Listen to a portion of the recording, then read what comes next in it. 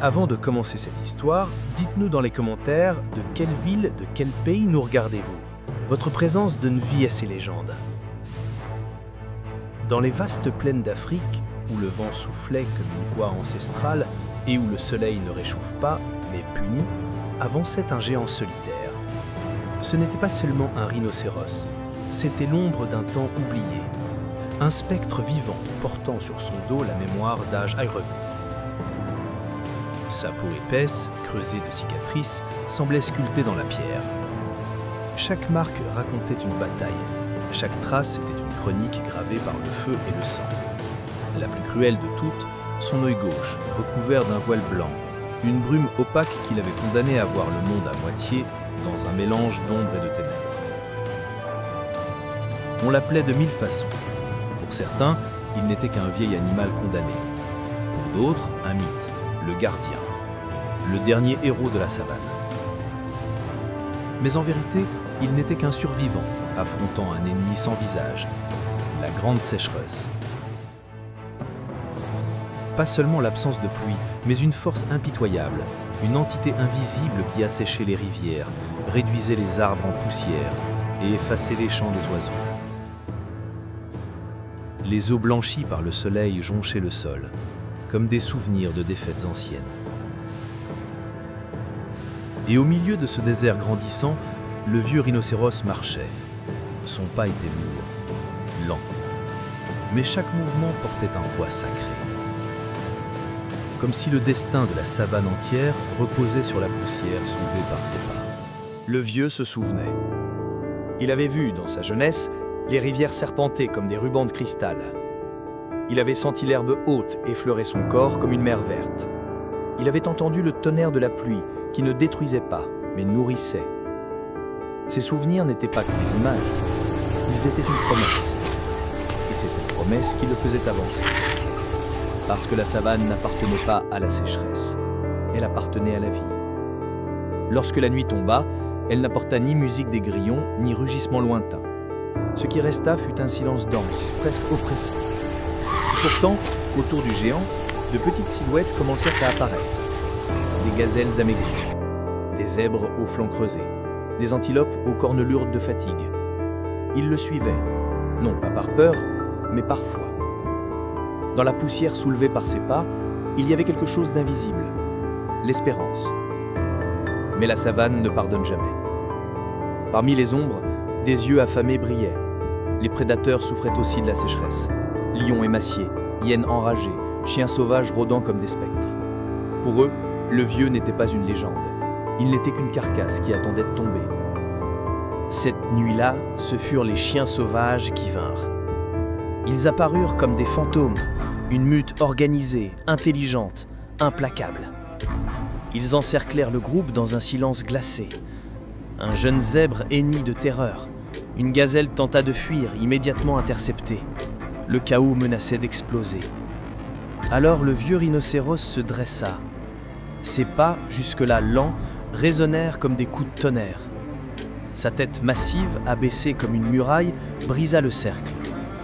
Un seul coup de corne projeta un chien au loin. Ce n'était pas seulement de la défense, c'était de la fureur. Le silence se brisa. Le vieux rugit, non pas avec sa voix, mais avec son corps. Les chiens reculèrent, confus. Ils n'avaient pas devant eux une proie, mais une légende. Cette nuit-là, la vie gagna un sursis. Mais la faim, la soif et le temps continuaient de chasser. Chaque jour, le corps du gardien s'alourdissait.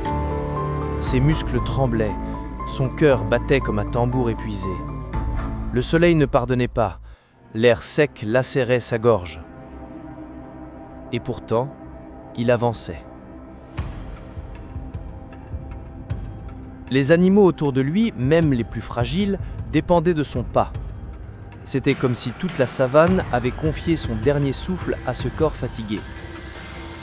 Devant lui, l'horizon n'était qu'une succession de mirages, collines brûlées, arbres morts, ombres qui n'apportaient aucun répit.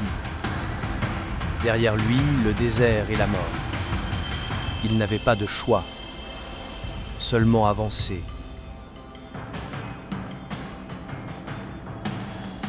Mais tous les ennemis n'avaient pas de crocs. Un bruit métallique fendit l'air, le clic froid d'une arme. Dans les fourrés, un homme observait. Un chasseur. Non par faim, non par nécessité, mais par plaisir. Dans la souffrance, il voyait une opportunité.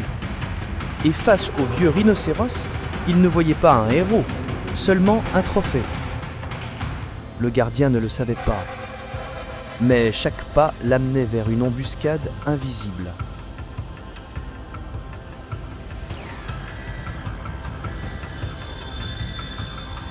Ce fut au crépuscule que tout bascula. Le soleil plongeait, colorant la terre de sang.